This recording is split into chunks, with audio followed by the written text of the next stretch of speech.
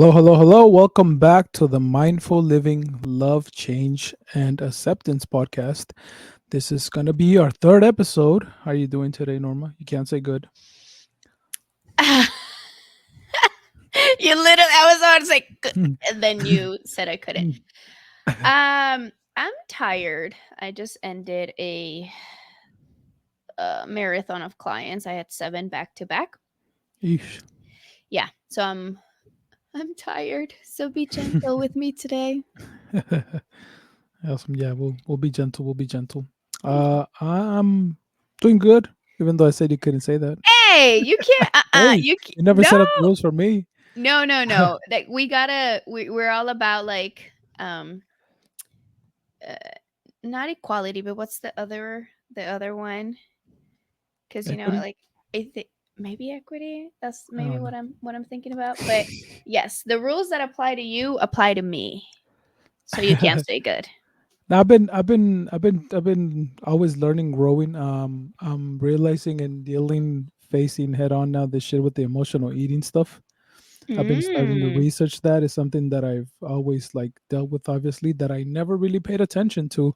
So trying to develop a healthy relationship with food and understanding, trying to differentiate when are you hungry versus when are you eating because of an emotion. And I saw some videos. Um, Talking about when maybe sometimes you lack the way to process the emotions, you attach it to food, and either in a good or bad way and all that stuff. So yeah, just been like a little bit of an eye opener, something that I never paid attention to, and oh my something that I'm god. trying to work, um, while at the same time still running, still getting it out there, still doing it every day, one way or another. Woo woo. Feels good. Feels good. Yep. So yeah, I mean, we kind of jumped on it all together already. Today we're gonna talk about ourselves because you guys are gonna be like, for the new listeners to be like, who the fuck are you guys? You know, why do I even listen to you, or or how did you guys end up here? You know, so this can be like our little intro about ourselves episode. You know, that we can go through. First things first, I forgot the logistics here, the announcements.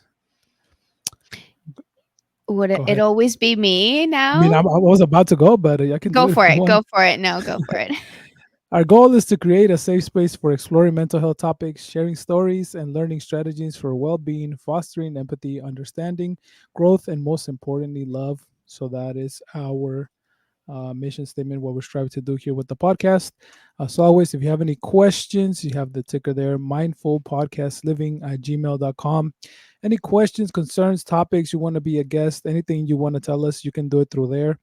Also, TikTok, Instagram, and YouTube, mindful.lca. Mindful.lca. I had to add the dot in there now, because Okay. I just wanted to be all together. Mindful.lca on TikTok and Instagram. All right, so that's that. So let's get it cracking. You want to go first? I go first. How do we do this? I feel like I talk a lot, and I go first, so take it away. Yeah, so we mentioned it a little bit at the beginning of the podcast, on the first episode, on how we kind of got here and why we do what we're doing. Um, and just to tell you a little bit about me, like, I was born in Mexico. I came here to the United States when I was 10 years old. I lived here and in the LA area for about 6 months. Moved to the Bay Area, lived there for 20 years. 20 years? Yeah. And then came over here back to 21 years. Moved back to Southern California, now where I'm at, for 2 years. Um, I have two daughters. I'm married. And I talked a little bit about last time, but in 2018, um, I finally had to deal with my mental health. Like, it didn't give me an option. It showed up, and it was right in front of my face, and it said, "Hey, you have to address this." Um, I had a panic attack, which seemed out of nowhere. Um, and then it just gave me really high, like, anxiety, for what it seemed like at least maybe 3 4 months of nonstop wake up anxious, go to sleep anxious, 100% of the time, no breaks whatsoever. about, I mean, it got as bad. I like to tell this story. It got as bad as what I can think of. That one time I told my wife was like, if they were to cut my leg off and I'm not able to feel this again, I'll give up my leg right now. Like I literally would give it away for me not to feel whatever it is that I'm feeling. I was so tired of it, so overwhelmed, not knowing pretty much what the fuck was going on. Um, I did reach out. I thankfully, I kind of throughout this process, I had this little voice in the back of my head that said, "You can't be the first one. You can't be the only one. There has to be other people that go through this. Ask for some help." And I reached out right away to my doctor. Of course, they wanted to put me on pills right away. I said, "I know that that's just a little bit complicated." I said, "Can I go to therapy first?" And they signed me up for therapy. And I want to say about a month and a half later, I had my first like therapy session, which was fucking terrible. Oh my God, yes, So it long. is. Yeah, it took like a month and a half, so that was kind of crazy. I was like on my own there, trying to figure stuff out. Uh, yeah, so I went through. Uh, it was like a bad few months. I think there was definitely anxiety at first, and that anxiety after a while. I think right before I went to therapy, also the depression started creeping in. So then I was dealing with both things at some point. It was like really, really depressed and really, really anxious and kind of like switch back and forth what it seemed like every day, every other day, or whenever. Um, and I don't know, I don't even know which one feels worse, to be honest. Like they're both kind of terrible in their own way. Like I said, anxiety is just like nervous. I mean, if you, I don't know how many people can relate, but you know, when you feel like you're in danger, you get that shot of adrenaline, your heart is pumping, and you literally think you're gonna fucking die. Like that's what a panic attack feels like. And to it wasn't like I was having a panic attack 100% of the time, but it was pretty fucking close, like 100% of the time. Like it was always very nerve wracking, very exhausting. Like having to somehow just deal with it, even though not knowing how to deal with it. It was pretty crazy. Of course, I was in my room for most of the time. Like I had Mia, my oldest now. She was like two or three around then. So it was like wake up, like change her diaper, and then send her out like to Celia's parents, and I'd just be in the room the whole time. Like I can't even tell you what the fuck I was doing, but I was just sitting there in the room. I couldn't function. Like the more I'm thinking about it, all these memories are kind of coming back.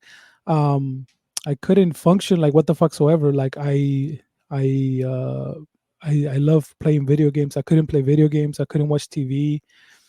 I couldn't just like, it was like everything would trigger me and everything would be scary, and at every moment it was like overwhelming for those that amount of time. It was very very hard.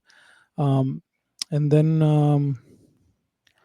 and I guess the depression developed out of maybe not wanting to live like that anymore, and just having some other thoughts come in that were very negative, that just kind of end up like putting me down in this like downward spiral, I guess. Yeah, then eventually I went to therapy, and like everything began to change from there. um I learned right away, or I started to learn what the fuck was going on. I remember the first thing they taught us was like sleep, which I thought was very interesting. Like there was not even no addressing any mental health issues. It was more like, well, I'm lying. They did address it, but it was more like, hey, sleep is very fucking important. You need to try to get a hold of your sleeping. If you're not sleeping properly, um, you're making all the problems worse. So that was like the very first in group therapy that we did.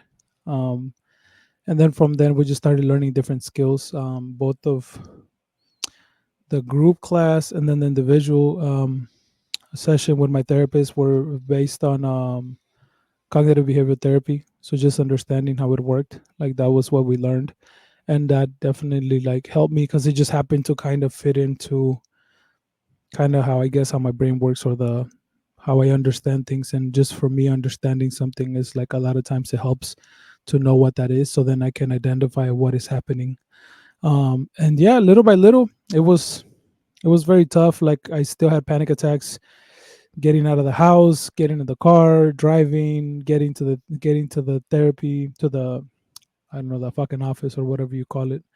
Um, it was feeling panic attacks all the way there, all the way back, and then coming home and telling my wife is like, hey, this is what I learned today, um, and just processing it with her, which I also have to thank her a lot for being there for me, because she allowed me to vent and to try to process shit all the time. It was like every day I feel was like, what if it's this, or what about this and that, and just my mind going like 1,000 miles a fucking minute. Like it helped me to slow down, and she helped me at least be there and be an ear for me to process it. I mean, this was all new to her, and she was just there listening to me and just being like, okay, this and that, and yeah, every day was like still tough, but I still continue to go through. I signed up for everything that I can take. Like there was anxiety group sessions, there was depression group sessions, there was like panic group sessions. So I was going 2 to 3 times a week, plus having the, I think I would talk to my therapist every month or every 2 weeks. Yeah, Oh so it my wasn't. God. Every Yeah, month? every month. Yeah, because it was just the group sessions that were available like more often, and obviously I'm here like fucking struggling, so it was like, yeah, that's why I signed up for it, because I thought the same thing as you. Like, okay, this is cool, but like, what the fuck? I Um, know.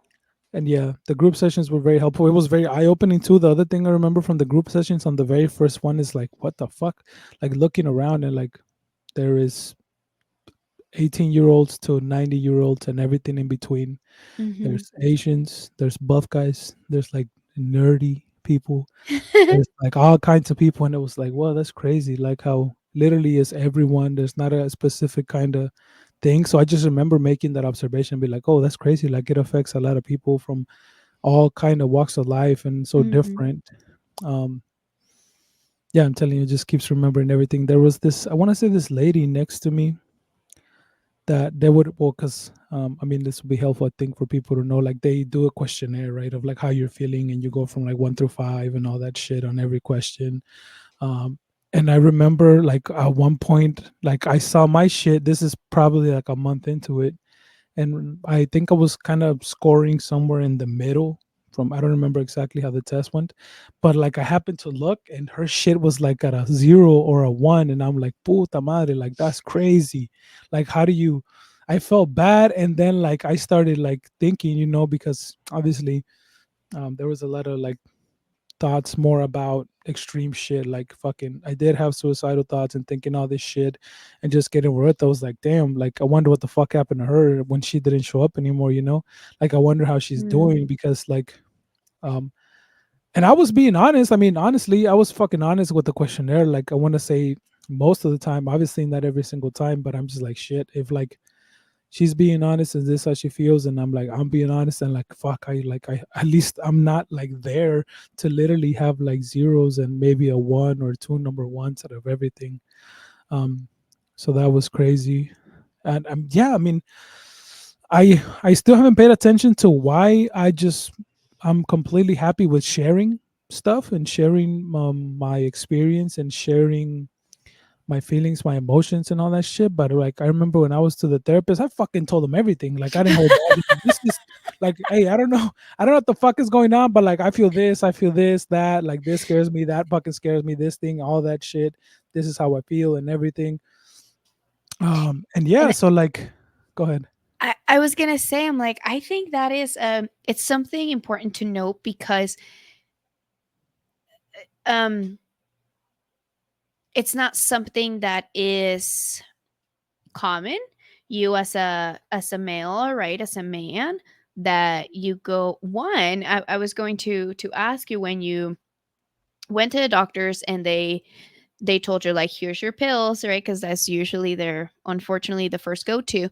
Um, what what was it that allowed you to be like, but therapy first though, because it's not the norm Yeah. for guys to be advocate for themselves and to advocate for therapy. So that is one question. And the Hmm. other thing of, I guess, three things. uh, what allowed you to ask for therapy and not just take the pills? The noting that your experience is very out of the norm as a male, as a Latino Mexican male, going Hmm. and just like, here is all of it. And what do you think made that possible? Allowed you to just be like, here is everything. Hmm. I think for the medicine thing, it was I already somehow, I don't know how, but because I can remember, but I acquired the knowledge of like when they put you on medicine, you have to be on it for life. It doesn't really help you sometimes, like it just tames it, but it doesn't heal the fucking problem. So I had a little bit of knowledge about mental health, I guess, on how it worked, or like, it's just very minimal, but I did know that like medicine necessarily altogether was not the best way to go. So I already had this maybe negative idea. I don't know how else I would put it, to be maybe cautious, right? To be cautious with the medicine, because I've heard that like you have to be on it forever. It changes all this shit and everything. So somehow I had some knowledge. So that's what my thing was like. Now go to therapy. And take that stance first. As I'm thinking about it here, your other question was, uh I already had been talking to like one of my mentors, Pablo Gonzalez, before this, because he was just doing like meditation classes. Mm, So before any of this, I was already going through to those classes mm, before I felt like this thing. So I think I was already acquiring also information and knowledge through there, and kind of getting an experience about what it's like to share, what it's like to struggle, and the talks that he would have, that he would tell us. Um, so I think I already had some knowledge with that. Early on in my relationship, I figured out that communicating was very important with mm, Celia, mm, because I saw my parents not communicate for shit. And then I was like, I have the experience to know that this doesn't fucking work. So somehow I made the realization like, hey, communication is important. Communicate. Something happened in our relationship with Celia at a very early on when we were dating, that it was like, oh, I was able to share my feelings and my emotions, my concerns directly, and like it solved the problem. So then I kind of like developed this thing already of saying like, oh, it's okay for you to talk, it's okay for you to share it. Not even it's okay. It was like it was already like you have to. Like I knew it was important. I knew it was vital for me to communicate what I was feeling or what I was going through because of that. So maybe that's why when it came to it, it was just easy in a way for me to be like, oh, just fucking get help. There has to be something there.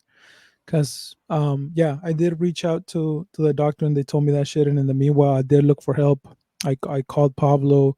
I talked to other friends that were kind of there for me. Obviously, talking to Celia, so I was looking for the help in that mhm, way and was willing to be open about it. But yeah, I think a big part of it was that part of like understanding how, from my perspective, it was really dumb, for a better lack of explain or better way of explaining it, how I saw the how communication affected my parents' relationship. So seeing that was like, oh yeah, this is definitely not okay. There's definitely has to be communication, and possibly that's what allowed me to share my feelings or my concerns or whatever I needed to share, made it easy. And mm, also other stuff with school, great professors that I had in college, that just critical thinking and all that stuff. I think that plays a role in it as well, to kind of develop this thing of like, oh, there's something happening, but asking for help, having also understanding that it's okay to ask questions. It's okay to do that through school and college and all that stuff. I think it'll definitely play a role in that aspect of it. mm, mm. One of the things that you're saying, right? The part of having people with Pablo and then with your wife, the thing that comes up for me is the importance of community and support, a support system, right? Because as you're talking about it, I don't know if you've ever seen those videos on social media, usually social media, where they'll ask men, right? Like, hey, when shit goes sideways, who do you talk to? Who do you share stuff with? And most men are like, no one, no one, nobody, absolutely nobody. And how as a man, a lot of it you have to just internalize it and just shut that down. But Hmm. when you have this community support system, a safe human that allows you to be like, give it to me, give me the emotions, give me the vulnerable stuff, and the difference that that makes. Because now, fast forward to a couple of years later, then we are having this conversation where you are, as a man, being able to be super open about your mental health journey. And then that creates that like ripple effect of you reach other people, and then those other people reach other people, and hopefully we'll get to a place where the world is better, because right now the Hmm. world is shit. Hmm. Definitely. Yeah, I agree with you 100%. I think if Celia was different and maybe didn't make it easy or didn't help, it would have been a completely different experience. Shout out to It your would have been, wife. We yeah. see you, we love you. Yeah, it would have been completely different because she definitely played one of the biggest roles because she was there every day, you know. So being Mhm. able to talk to her every day and doing and sharing it and all that. And that's also the thing of like even that, right? Even having the vulnerability to say, I'm sorry, I feel like I'm bothering you, that I have to call you and I don't want to. I'm aware that like this probably fucks up your day and you're concerned with it and all that. And for her to be reassuring and be like, no, like it's okay, we're going through this shit and everything, like, definitely helped out a lot, you know. Yeah. Just to have her there continuously, be there to listen to me and kind of have me just play it out and work it out. And yeah, it was just after that, it was just the same thing, like asking for more help. I would ask my therapist, what fucking book, what podcast, what thing can I listen to, what can I look for? Um, and it was I don't want to fucking tell because I'm on the other side of it now, just fucking downplaying how complicated it was, Oh yeah. because it was like, oh, this is the book that I recommend for anxiety, and the last thing I want to fucking think about is anxiety. You get me? So like it's like how the fuck am I gonna pick up the book? So literally it would be like the book is there and I'm sitting there and I'm not feeling well. And I'm like, pick up the book. And I'm like, I don't want to fucking pick up the book because I don't want to think about it. Like pick up the book and it's like I don't want to fucking think about it. And it would trigger me to pick up the book. So then I'm picking up the book. It's giving me higher levels of anxiety and I'm reading it and I'm fucking going through the shit and I'm like fucking is getting worse and worse where the anxiety is coming up and then continually to tough it out and kind of go through that and be like, okay, I'll put it down for now. And then processing the right processing would say like, hey, I read this, that, boom, boom, boom, going from there and that, And um but single-handedly, that book is what got me to feel better with the panic attacks. That book is like, sometimes you gotta be brave. You gotta push forward. The more that you fear the fear, the smaller your circle's getting, and the harder it is. It's gonna be for you to do that. So it was literally, it's like I'm very, I guess, proud of this shit too. And you've heard it many times to then be like, oh, you're telling me that the more that I fear it, the more that it's gonna creep up on me. And and the explanations that the book had was like, oh, you're describing me like to the fucking T. So this is exactly what I'm going through and what I'm feeling. And you're telling me to be brave and just push through slowly a little bit at a time. But I was like, oh fuck it, pedal to the metal. Boom. Like you're having Vámonos. yeah, you're having panic attack about going to the store. Let's go to the fucking store. I'm gonna right there, fucking feeling a panic attack. Oh, you want to do this? You can't do this. Boom. All right, let's go. Oh, this scares you. This you think you're gonna have a panic attack? I'm gonna boom, fucking feel Vámonos. it. Yep. And that definitely was like the fastest thing I think that changed. So like my panic attacks reduced and eventually were fucking gone. After reading that fucking chapter, that damn thing in there, give it like it started going away slowly and probably within 6 months was the last one where it wasn't even a thing anymore, Mm. because they started reducing little by little and I think it was about that time. But yeah, I haven't it's a good conversation. I haven't thought a lot about any of this shit. Yeah, but I look for books. I read a couple of ones, even though like I said it would freak me out. Mhm. I would. I remember not wanting to drive to over here to LA, and or not wanting to come over here because obviously I didn't want to do shit.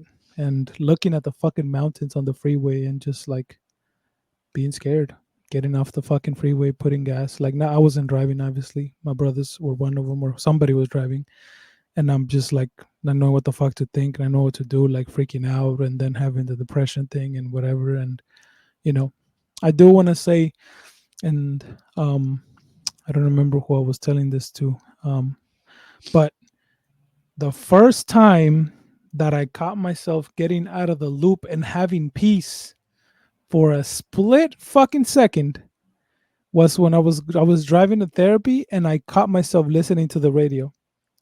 And actually listening to the fucking radio, I can't tell you what the fuck was playing, whether if it was a song or whether talking about something, but I was in this fucking loop, right? Of like anxious, anxiety, go to sleep, wake up, anxiety, go to sleep, wake up, anxiety. Like just, I just fucking God. wake up and boom. And it would fucking be like hitting it and then go to sleep, wake up and boom again, and having this weird ass dreams and all that shit and everything. And then that day, I listened to something on the radio, and then I felt like going back to my loop of feeling anxious again. But I made a note. I was like, oh shit, what the fuck is this? Like this is different. Like I was able to like be at peace and like feel at rest or be in the moment for a split second. I was like, oh, what the fuck? Like that's different, Like Mhm. I haven't felt that in so long, and it felt so like, I mean, as soon as I caught the awareness, I was like, okay, I got anxious again. But like, I still made that note to be like, oh, something Mhm. is different. Like something Something. changed. This feel good. Like this felt good to be at peace, even if it was for 5, 10 seconds. To have my mind worried about something different, or not be worried at all, or not thinking about anything, just focusing on to whatever was playing on the radio. And that was like the first time. Yeah, I want to say in a couple months, maybe 3, 4 months, that I was like, oh shit, like this is different, this feels good. And yeah, I mean, continue to go to therapy. My therapist always praised me for being like, you come to the classes all the time, you ask for the books, you come to therapy, like it seems like you understanding everything and like you're on your way. It's hard for a lot of people to commit to showing up, and you're showing up every day and you're going above and beyond, and like this is what you're starting to feel better. But I do have my the criticism, or looking at myself with it. I completely understood what the fuck was happening, and I can tell you, but to actually do it and to actually like, you know, actually feel better was like a harder thing. Like I understood this shit, but to actually feel better. So like you get me? Like I can have a conversation, like I had a conversation with him and was just like, oh yeah, this happening. Oh yeah, cool. This is that. Or like this is that. Okay. Yeah, I understand how I did that. I understand how this is happening. Okay, cool. I get it. And this and that.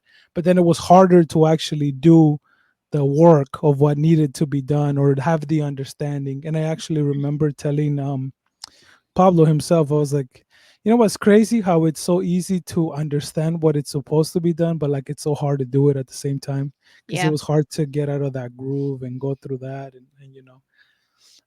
just kind of feel a little bit better through it. But yeah, it was definitely challenging times. I had suicidal thoughts, had like thoughts about hurting myself, like for some reason, like hurting Sally and the girls, or maybe me, because I don't think Kalia was born then, was definitely something that crossed my mind, and it was just scary to have those feelings and Mhm. still sharing them and go through that, and you're just wondering like, what the fuck is going on? Like, why am I feeling this shit? To then understanding, hey, the mind just fucking does whatever the fuck it wants. Like, don't pay attention to it. It's just a thought. It's not real.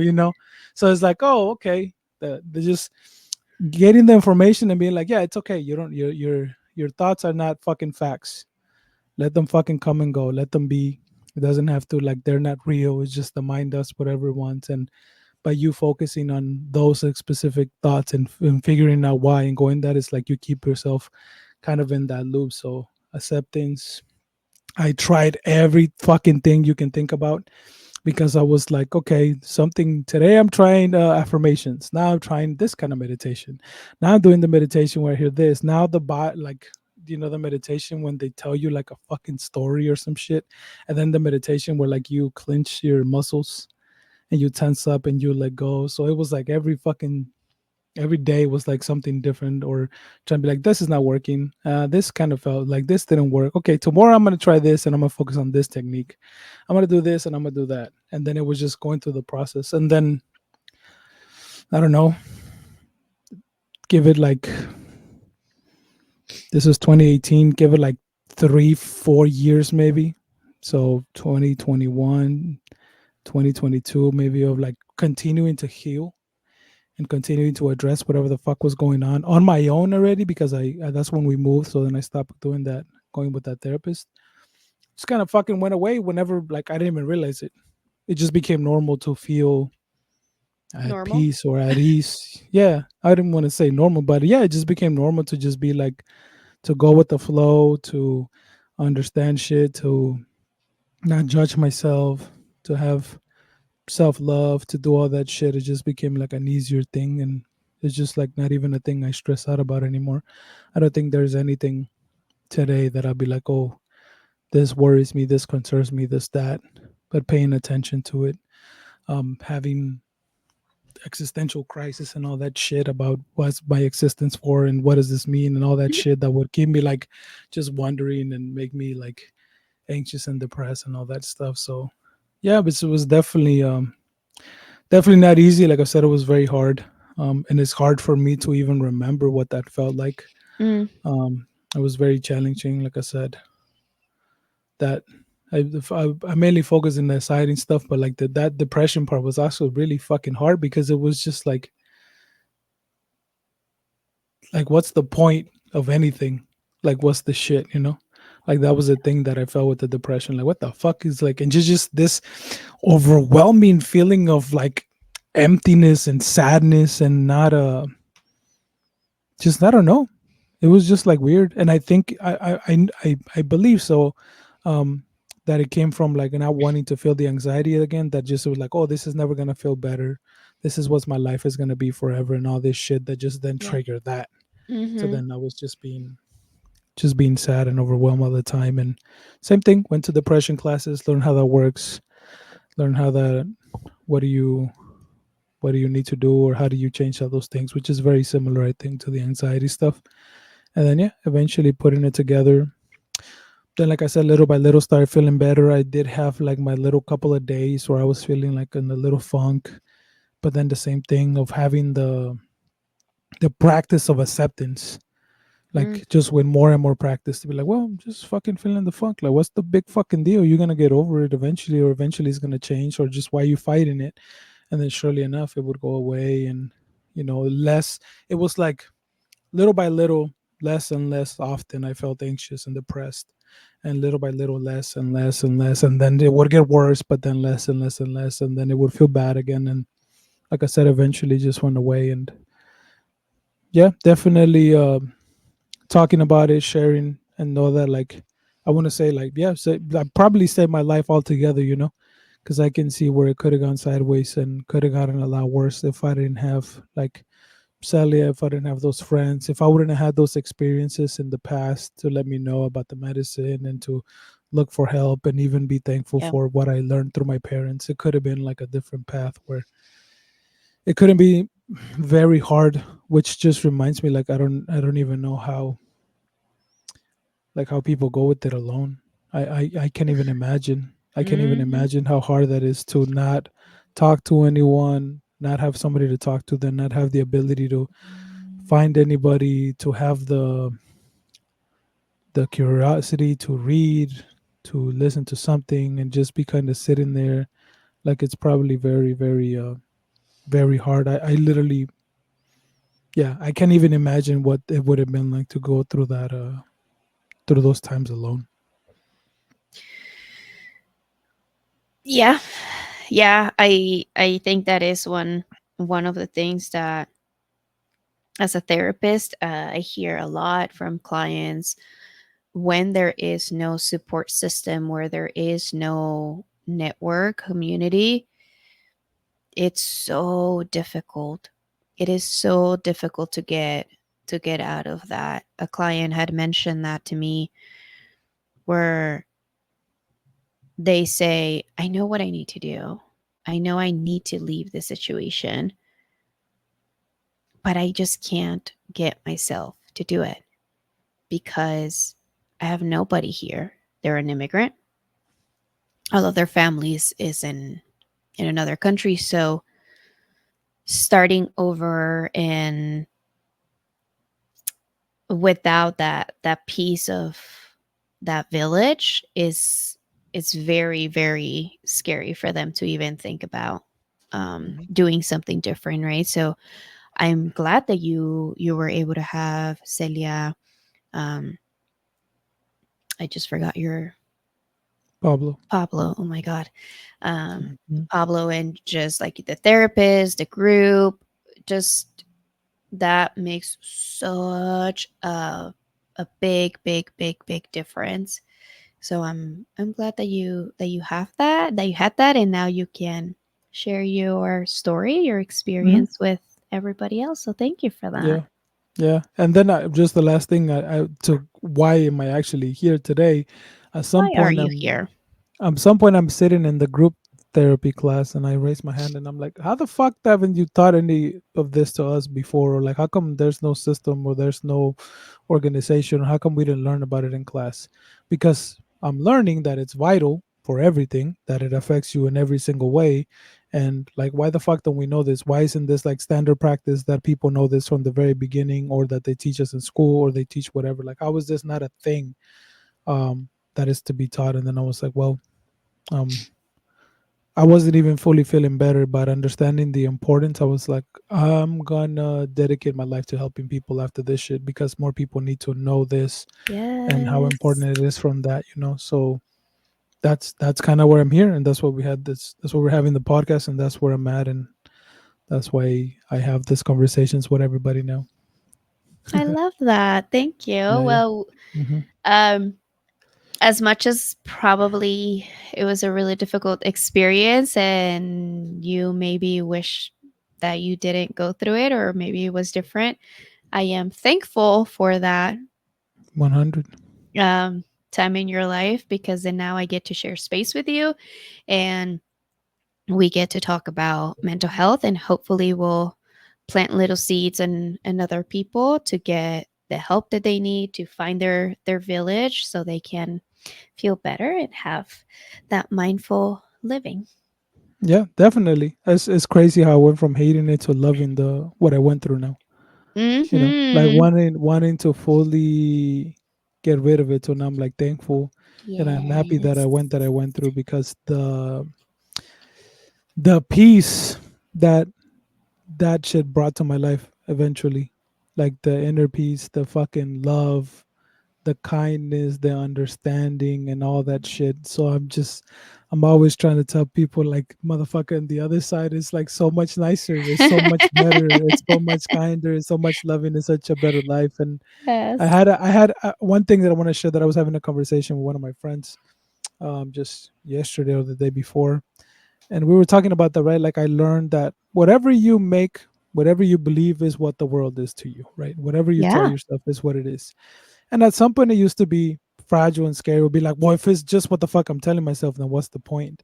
And I just had the conversation with him yesterday, and I was like, and then I said, yeah, I mean, it's beautiful, because I found some sort of spirituality through science and understanding my place in the universe and shit like that, and all that. And it was like, yeah, it's what's crazy that we were all born at the same time, like millions of years, and the existence of Earth in the past, and millions of years we're gonna go forward. And what are the fucking chances that we were born at the same time and we get to experience the world at the same time? Like that's fucking crazy, and it's like beautiful. And then he responded, well, like, yeah, it's like beautiful, and it could be like also meaningless based on how you want to look at it. And I was like, yeah, I mean, that's true. But and then I told them what I remember in therapy. It is what you make of it. So I'm actively choosing to see it as fucking beautiful. And that gives me peace, and that gives me love, and that gives me Yeah. happiness. And that's that. So I have the power to literally make it what I want it to be, because I for sure 100% saw, you think negative shit, you feel this way.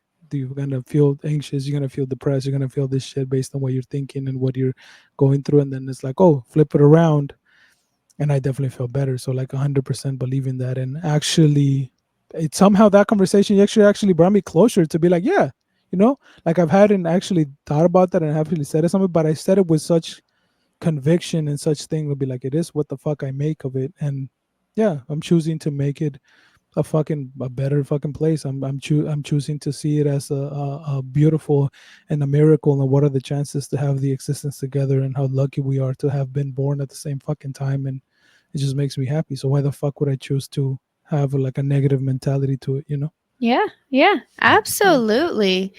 Absolutely. I I mean, I do think that whatever however we see the view the world or the view that we have is informed by our experiences. Um Mhm. and still you you can still have like shitty experiences and still choose to do it differently, which is my case a little bit of how I got to be here. Anything else that you want to share about your story?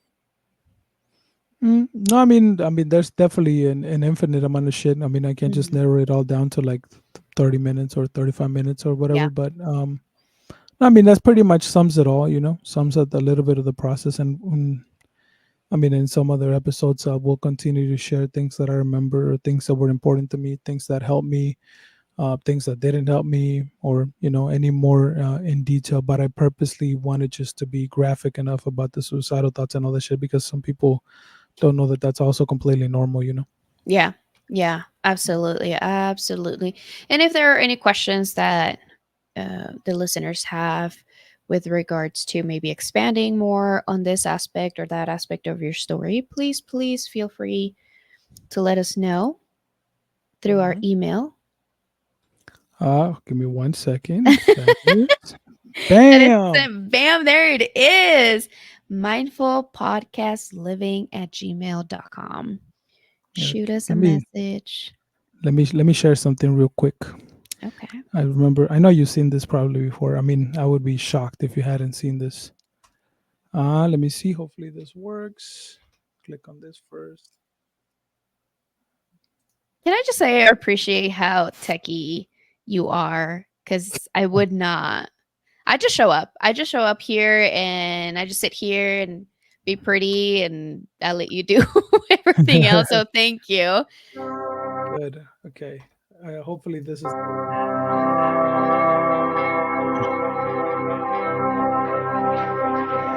Once upon a time, there was a Chinese farmer who lost a horse, ran away.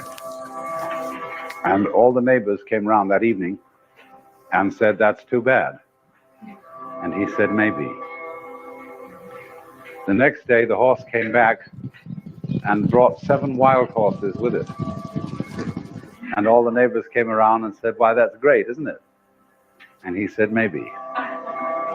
The next day, his son was attempting to tame one of these horses and was riding it and was thrown and broke his leg. And all the neighbors came round in the evening and said, "Well, that's too bad, isn't it?" And the farmer said, "Maybe." And the next day, the conscription officers came around looking for people for the army, and they rejected his son because he had a broken leg. And all the neighbors came round that evening and said, "Isn't that wonderful?" And he said, "Maybe."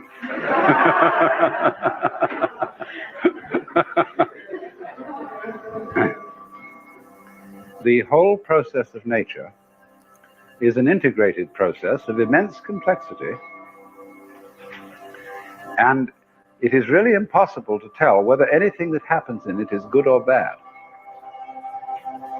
because you never know what will be the consequences of the misfortune, or you never know what will be the consequences of good fortune.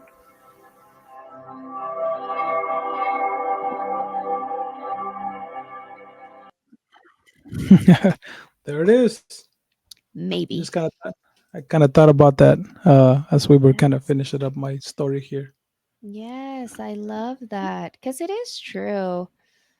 If you, if I know that like one of the first episodes that we talked about was the whole emotion thing, and one of the things is that subjective experience, right? Like the value, uh, that we put onto things. Because if we really think about it from a Steve perspective, very logical perspective, things are just, they just are. They're not good, they're not bad, they just are. So we as humans, we then add value, take away value from it, and that is what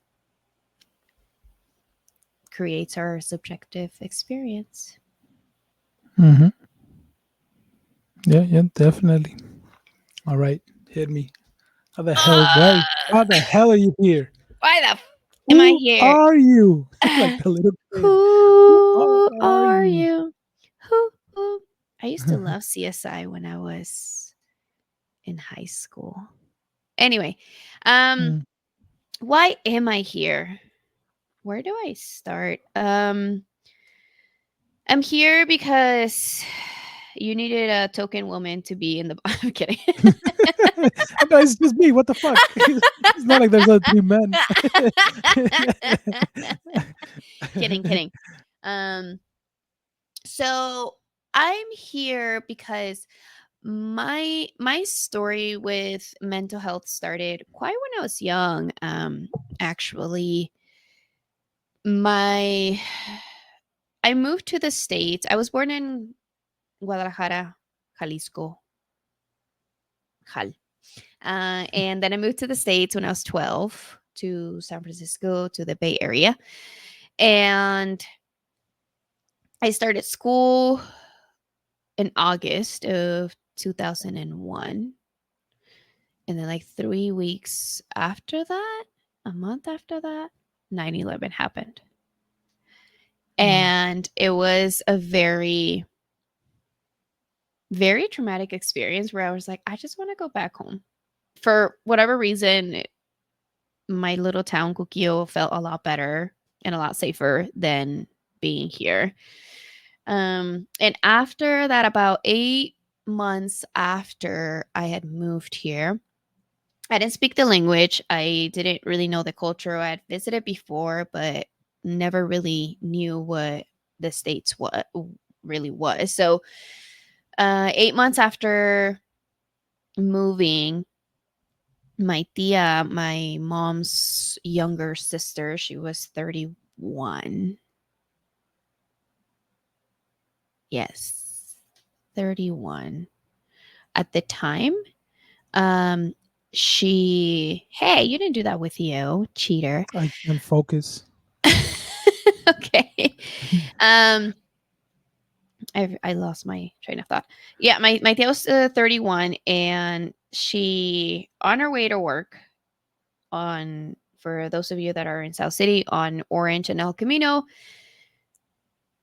she got struck by a lumberjack truck, Shit. and instantly passed away. So in my head, I remember going towards where the accident happened, and in my head I was like, oh, maybe she broke her arm, maybe she broke a leg, maybe she won't be able to walk anymore, right? Like all of these ideas went through my head of what could possibly be the worst possible case scenario. But in my head it was never, she's gonna die.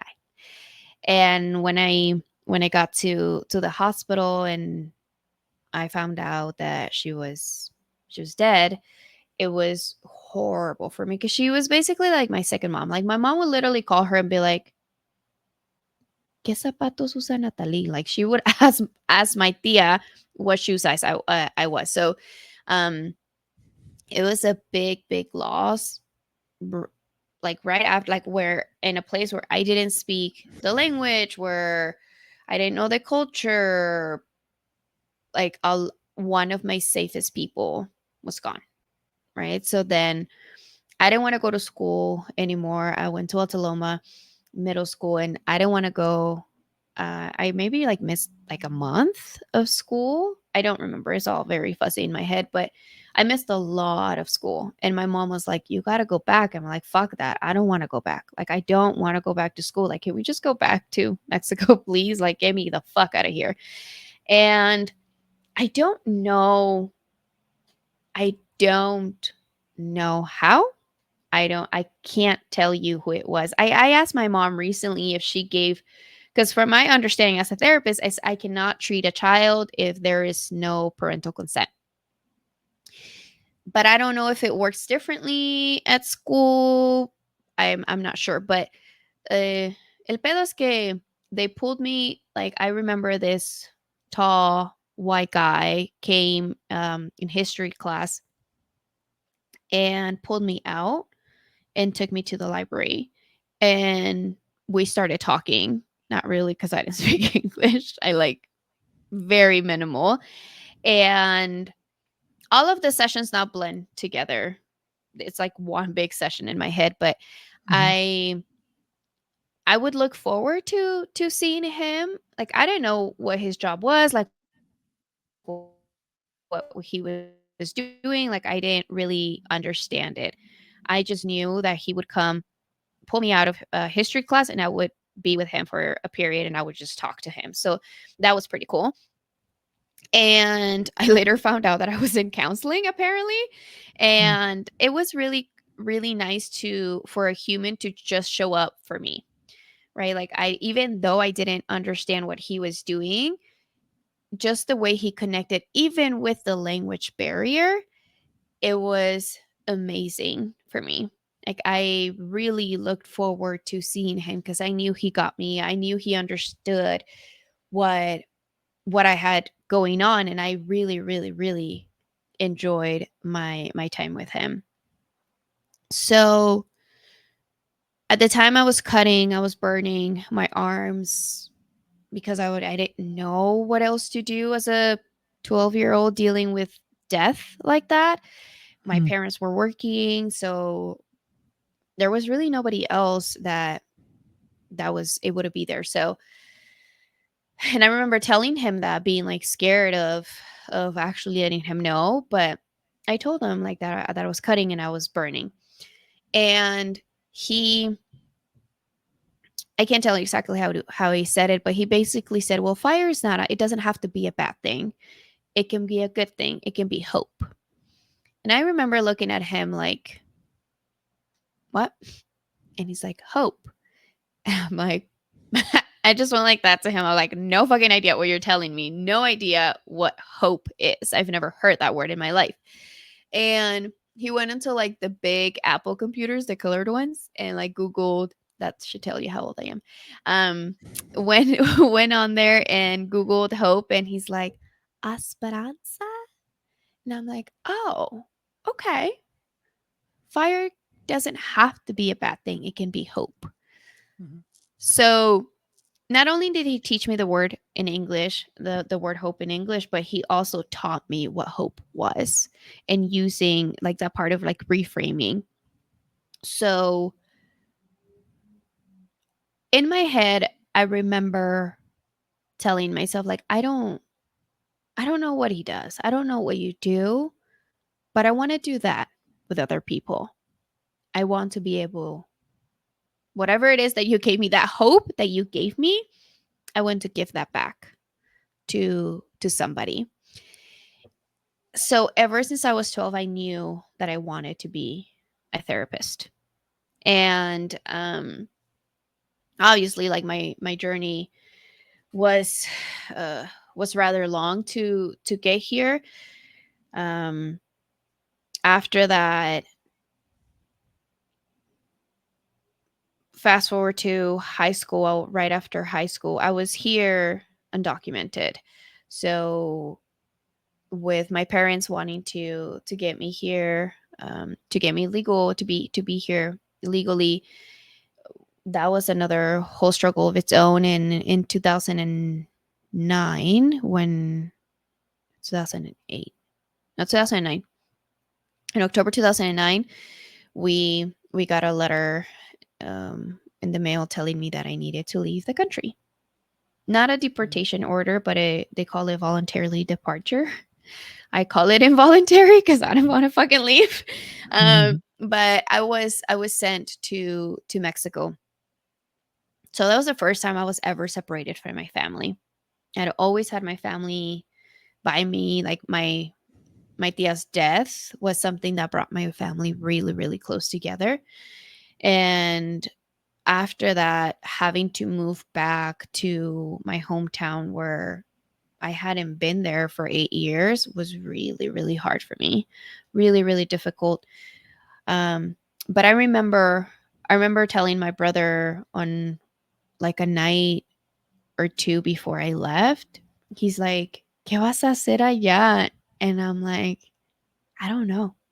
I have no fucking idea. Pero lo que sí te puedo decir es, aquí o en China, yo voy a estudiar porque quiero llegar a esa meta de ser terapeuta. So telling him I don't know what I'm going to do, but I know that I'm going to continue to fight to be a therapist, right? So that night, like, I made that promise to myself, like, I'm going to be a fucking therapist. So moving to Mexico, I went through my undergrad over there. I have a bachelor's in psychology, and finally, that was in 2009, and fast forward to 2014, I was able to get my legal status over here, so I was able to come back. And coming back, it took me a little bit. I came back in 2016. 2016, I came back, and I didn't actually start because I was within the field. I was kind of like a counselor. I worked with CPS and stuff like that, but not really in the capacity that I wanted to be at.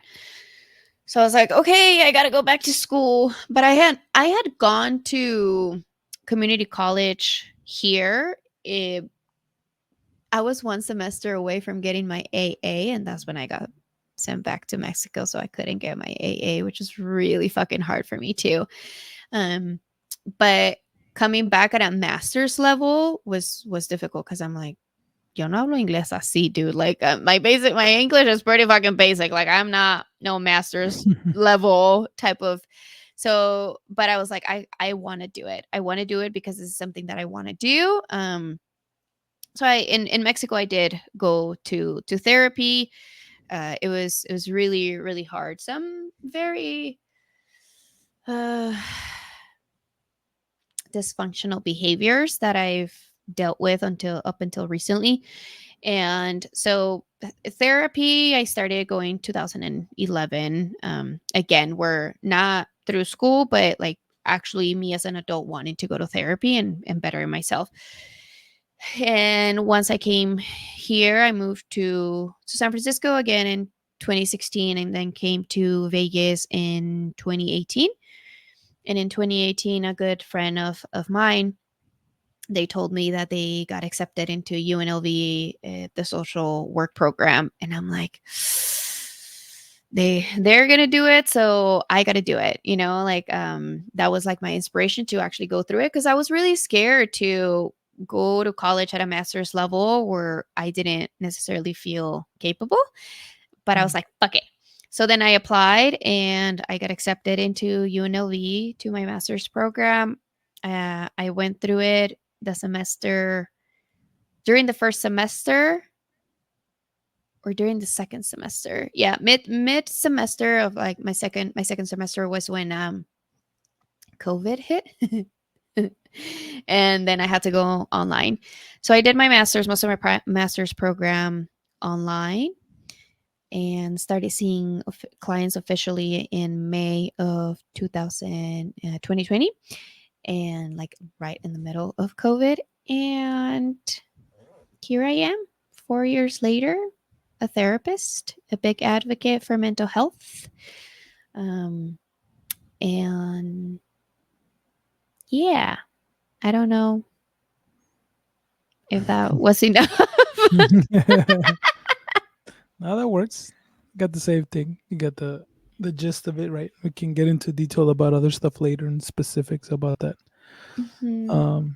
Yeah, because I mean, obviously, I believe in and I know you do too, on the power of just sharing from our own experiences, what could Absolutely. actually help other people. And yeah, that's something what we will get to in the future, I think. But yeah, it's interesting how that works. Hmm. Interesting how different journeys, right, get you to similar path, similar thing Hmm. here. Yeah. Yeah. Yeah. Absolutely. And again, going back to the power of having community, because when I was um cutting and burning, even though my family was there, I consider myself coming from a close knit family, pero pues todos Mhm. estaban trabajando, everybody was out there working. So it was just me with my siblings, and I was like the oldest because my older brother, he was already working at that time. So it was just like me and my siblings. And like, so I was the old one. And so having that white man, if anybody knows, I am in the search for this man. I don't remember his name. If you are a counselor at Alta Loma in 2002 and you remember working with a brown little girl, hit me up. I want to find you. I'm speaking it into existence because it would be a dream come true for me to go back and to thank Mhm. him for, he like literally saved my life, dude. So having that, at least one person, stronger, wiser, other, can make such a motherfucking difference. Mhm. So please, if you're Definitely. struggling with something, and if there's a person that you trust even a little bit, please reach out. And if you don't trust anybody, here you have two humans that are willing to listen to you with a lot of love. Um, please reach out. You are not alone. Things Yeah. can get better. Yeah, definitely. Definitely reach out to us if you can't find anybody. We'll we'll definitely be here to help you.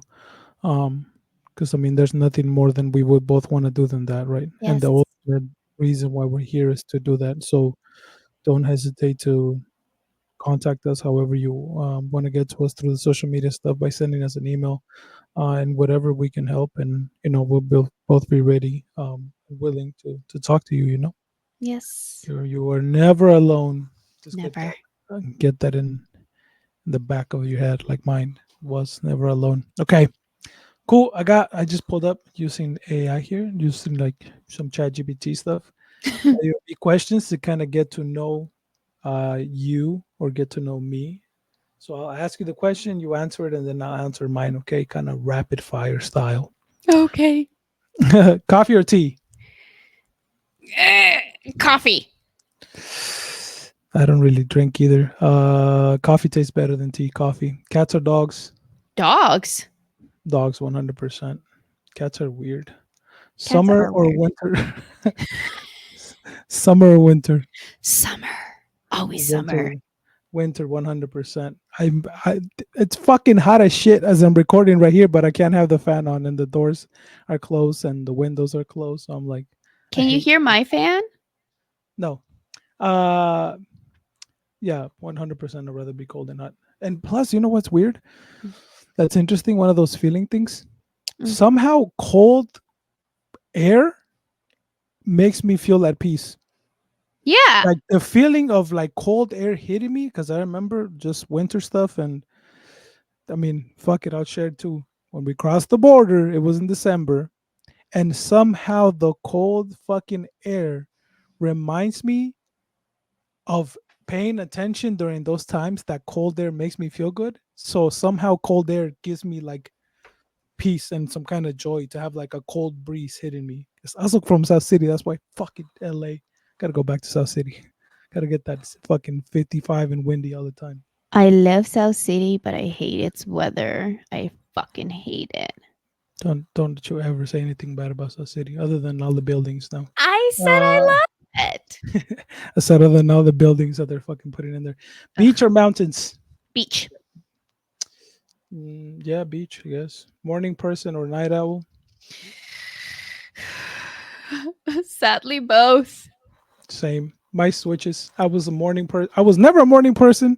I started getting in a routine to exercise. Had me waking up at 4:50 in the morning, and now the girls are in summer vacation, so now I'm here at night. After this, I'm gonna go work out and go to sleep probably at midnight. Sweet or savory? Oh, can I have both? Yeah, savory 100%. I like spicy, crunchy stuff over sweet stuff all the time. Books or movies? Books. I don't really consume either. I do podcasts. I don't know. It's more entertaining for me to have like a conversation more than listen to a specific book. So neither or both to the same amount. Netflix or YouTube? Neither. I don't consume either. YouTube 100%. I do most of my learning or half of it through YouTube and half of it through podcast. Introvert or extrovert? Extrovert. Extrovert too, I would say. Apple or Android? Android. Same, Android. Chocolate or vanilla? Caramel. I don't even just ask Celia. She's gonna tell you. Of course, it's vanilla. She makes fun of how plain I am. Pizza or burger? uh, I would say for me, pizza or burger. What's better? I think a really good pizza is better than like a really good burger. Pizza, like a really good slice of pizza, it's like fucking elite, and a really good burger is just a fucking burger. Still, I think. Yeah, I agree. I agree. There's these pizzas in Guadalajara that they're like oven. They Mm. son al horno, and they have like basil, albahaca, and like shroomies, not the good kind. And like vinaigrette. Hijo de su chingada madre. Mm. Call or text? Actually, call. It depends. Call. If I wanna have a good conversation, Yes, if I call just text because me. there's no fucking you can't tell the emotion by text. Text is kind of annoying. Absolutely not. Fun Wine or fact. beer? Hold go on. ahead. Can I say something? Yeah. So I like to think, and hopefully my listeners like to think that too, that I am a very person. Like I make a lot of faces, I make a lot of movement, and all of my friends that text with me, they tell me that my texts are so dull. Like they tell me you are a horrible texter. It seems like you're always fucking mad. Like I'm sorry. So call everybody out there. Call I me. would say, this is what I would say to my close friends. Obviously, my close friends. Don't take this any other friends. My girls would be like, "Go fuck yourself" with a smiley face on it. That's would have been my response. Go fuck yourself and a smiley face at the end. Is See, that better? Am I friendly now? Yes, that's because that's what they tell me. Like, you don't use exclamation, you don't use like emojis, and I'm like, bitch, I got shit to do. I'm just gonna get to the fucking point. Like, yes, no, maybe. See you later. Bye. But I'm not as dull and boring in person. I promise. Wine or beer? Ooh.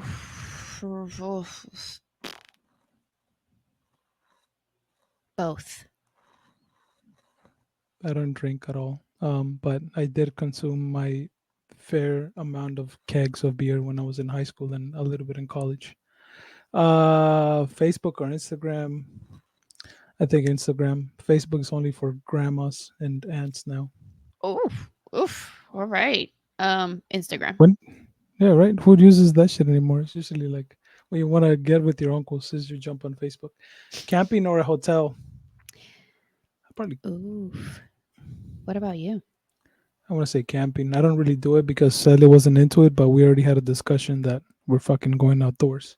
Good. Good for you. Especially the girls are older now. I think recently I've been doing a lot more hotels, and I haven't been camping in a long time, but I really like nature, so I'm going to go with camping. Sneakers or chanclas, sandals, Chanclas. sneakers. You will never. I have like a weird thing with thong sandals, so never in your fucking life are you gonna catch me with like thong sandals. Maybe sandals like slides maybe, but I don't know what the fuck is so cringy to me. Like Oh, thong this sandals. Yeah, it's just fucking. I don't know. chanclas all the Pan way. pancakes or waffles? Pancakes. Oh, probably. I think better waffles is better than pancakes. I don't really have either or though that much. My weight comes from hot Cheetos, not sweet stuff. Singing or dancing? I'm powered by hot Cheetos. Brought to you by. What was the other question? I'm sorry, I got lost. Singing or dancing? Ooh. Can I have both? Yes, you can. I'll Thank you. just stick to dancing. I can dance, by the way. Can you? Yes, the fuck I can. Oh, we should Uh, dance sometime. yep. Car or bike? Car. Unless you ride, do you ride a bicycle? No, Yeah, me neither. car. Car. Cooking or restaurants? Cooking at home or eating at a restaurant? Um, so something about me, I don't like to cook. I hate cooking, but I also don't eat out a lot. I live with my parents, and my mama cooks for me, so my mom's cooked food. uh, I do a little bit of both. I cook, but I'm like efficient at cooking. I don't have the patience to cook, so I'm just like I'm okay with So like I've heard. I'm just okay with eggs and ham and eggs and other shit, and I'm good already. Comedy or drama? Comedy. Comedy. Yeah, dramas is kind of weird nowadays. And we can get this into this conversation. I like comedy, but like fucking dirty, fucking ranchy comedy or like really dark comedy. Like Mm, I can do both. I can be super kind and laugh at the most fucked up shit in the world and think it's hilarious. And I'll same. tell you one. I'll tell you one that I just heard today after the podcast is done. It's spontaneous or planner. Spontaneous. When it comes to what, I, Anything. I think I'm. This is gonna go completely against what you think, but I like to think I'm actually like spontaneous to do shit. Like Mm, whenever I want to just do it, I'll just do it. Like I don't. I just like in this way, right? I think I'm gonna do this shit, and I'm like, fuck it, I'll do it. I don't sit there and have to like plan a whole shit. You know what I mean? I don't really have to overthink too much. I'm like, I want to do this, fuck it, let's do it, and I commit to doing it. I don't really sit there and be like, have to plan so much in that way, you know. I think I so do you're the planning after I impulsive. made up my mind, but I'm easily to just be like, I'm gonna do that. Eh. Okay. Yeah. Last one, concert or sports? Concert or sports event? Mm, concert, maybe? Mm, yeah, probably both. Yeah, either one works. I'm a big sports fan, and I really, really, really love music. So probably both. All right, that way you get to know us a little bit more with this random questions here. Yeah. Um, Now we're gonna jump into the current events part that I didn't even warn you about, but I did think of something.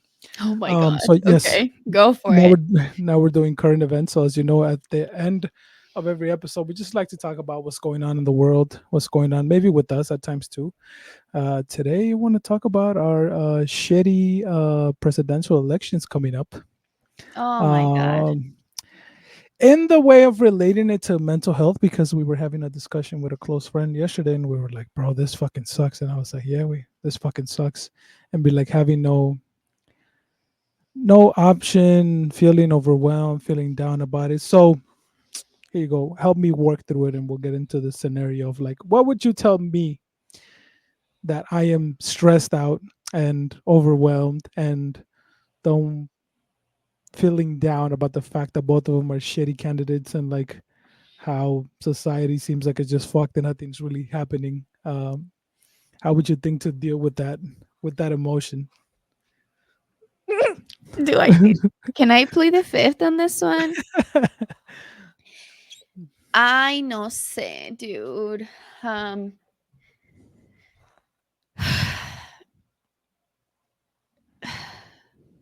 in terms of emotion, I think right now collectively there is a lot of like rage, justifiably so. Um I would say let's go on a fucking revolution. Fuck this. Like I am feeling a lot of anger. I don't know. Like before, I was like, yeah, yeah, vote. Your vote matters, and this and that. But I'm like, does it really? Does it fucking really matter? Because I feel the same. Like we're fucked either way. We're Mhm. fucked either way, and um, I'm going to take accountability here and say, like, I've not looked into any other presidential candidates, if there is any. But I don't want to vote for Biden, and I don't want to vote for Trump. So I have to decide what I want to do. Um, and this is, I guess, this is one of the places where mental health. We talk about mental health all the time, and we want it to be pretty and come and look at this side, and this side is greener or whatever the fuck. But dude, if we don't actually take into account that there is a lot of societal things that are fucking playing into the lack of mental health, like we're going to be going in circles like a fucking hamster and getting nowhere. And th- like what's going on right now in the world because of fucking white supremacy, because of fucking greedy people and capitalism, it is affecting all of us collectively. So I don't know. Yeah, I don't know. it's tough. I mean, I kind of had this, como se dice, like, I don't know if disillusionment is the right word, or like this thing of like, yeah, this is going to shit and it's probably never going to change and whatever. So I used to be a very hardcore social justice warrior back in the day and doing all this shit and all that. And somehow just realized that like I deal with it on my own, as like with my family and my community. If I can change and affect that, then I'll choose to focus on that. I think we've had shitty presidents altogether since I've been here in the United States, which has been like 20 Yeah. years. Nothing really has changed. And yes, one of them has fucked us over more than the other ones, but the impact that it has, at least in, I've been lucky to have nobody deported or haven't been deported, hadn't been deported myself or anything like that. So it doesn't really like has been like, oh my God, like it was so scary or it was so crazy when Trump got elected and all this shit. That is like now I just choose to control whatever I can. I'll have conversations and I'll share love and positivity and kindness with myself, with my family, and my community to try to make that shit better. And hopefully that helps because, you know, the, yeah, I mean, I feel just like you. There's no, there's almost no hope. Um, I have Mhm. always been, it's kind of sad, right? Because obviously the people here and the potential that we have as a country because of our diversity, just like you saw in the Bay Area, growing up in the Bay Area, how beautiful it can be if we get along, if we understand one another, and we have kindness and love. It has a lot of potential to do that stuff, but that isn't the fucking case. Yeah. So part of the interesting thing about doing the podcast through video, that you're in Vegas and I'm over here in LA, um, is that I'm probably gonna start looking to moving somewhere else, to another country. It's been like a thing that I've been thinking about for like the last year or so, and gonna Mm. start seeing where else it could be for a better future for myself, but also just for the girls. If there is such a thing, that gets complicated, is the whole thing, the grass is greener shit. But yeah, probably open to exploring other places to go to, and other places to see what life is like. Definitely very interested in traveling and seeing what it's like somewhere else. Like I said, I don't know what the fuck to do. In the meanwhile, I guess vote for whoever you think, and don't stick to this two party system that doesn't fucking work. And even if the other person, the worst person, because that's the fear, that tactic that they use, right? Yeah. Don't vote for somewhere else other than Biden because then Trump's gonna win. Well, fuck it, let him win. And then meanwhile, you're still making it grow, and the people that you actually want to go vote for, you're making them get more representation, more votes, more traction, or whatever. In the meanwhile, And but yeah, and I think because one of the things that you're talking about that is very important is that part of like, okay, I'm going to do it with my friends, family, my community. That is my reach. That is the extent um, that I can work with, right? uh-huh. And it is super, super important because now we're seeing like Gen Zers, they don't give a fuck about the government, right? Like they don't do 9 to 5s. They're not um like very good subordinates, which I fucking love. And that Yeah, comes from having parents like you and I, right? So people that are more aware. So it is trickling down. So you with your girls, right? I've had the privilege of experiencing you and Celia parenting, and just how much more aware they're going to be, so that hopefully, even if it's not during our lifetime, that they get to see something different. And just with everything going on again with like the whole thing in Palestine, right? How just more and how Palestine has brought attention to other countries that have been exploited for so long, but we would turn a blind eye to, and now actually seeing like, okay, Sudan is Congo, it's like all over, um, and people are not actually silent anymore. We are seeing a lot more protests, people being outspoken. So even if we can't do make a change at the macro level, when we are starting with community, that is what creates that ripple effect. So keep doing that. hmm definitely. And yeah, the younger generations are also what give me a lot of hope. I'm like, hopefully it continues to grow and change in the right direction in the way that they're doing, and it's not giving a fuck and not being traditional and standing up for themselves and doing all that I think we like started to do, that makes it easier, right? Well, if we go back to the conversation about generation, I think every generation affects the next one, right? And it's just Hmm. we're Mhm. helping ourselves, we're healing ourselves, which is letting them also go on to be further and all that. And that's the thing that like that's actually the only thing that gives me hope, is seeing all this fucking 19, 20 year olds, 15-year olds just being like that. Oh, which reminds me, that you see that, which is a good thing, and which is kind of like a little transition and end of the fucking episode kind of thing. Did you see that girl that was getting like touched by some dude at a concert, No. and she just turns around and punches some square in the fucking face, Woo! like straight up. And she's like, I thought she was like an adult.